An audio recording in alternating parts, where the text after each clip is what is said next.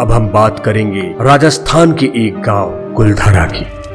आपने सुना ही होगा इस गांव के बारे में, लेकिन ये एक हॉन्टेड यानी भूतिया गांव है। जैसलमेर से लगभग 20 किलोमीटर दूर है ये गांव।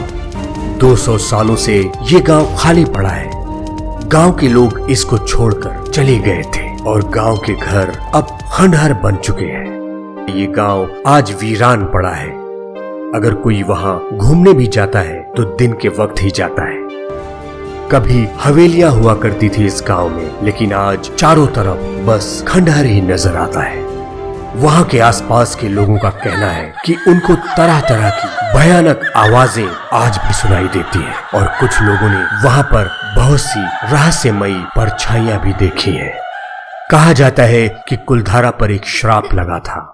लगभग 200 साल पहले शक्तिशाली राजाओं और मंत्रियों के युग में कुलधारा पालीवाल ब्राह्मणों का घर था। लगभग 5000 पालीवाल ब्राह्मण यहाँ रहते थे। कहा जाता है कि उस समय जैसलमेर के दीवान सलीम सिंह ने ग्राम प्रधान की खूबसूरत बेटी पर अपनी नजरें जमाई और उसने गांव वालों से कहा कि अगर वे उसके रास्ते में आते हैं तो वो उन सब पर भारी कर लगाएगा। दीवान के डर से पूरे गांव के निवासी एक अंधेरी रात में सब कुछ छोड़कर वहां से भाग गए। कुलधारा को उसके ही लोगों ने छोड़ दिया था।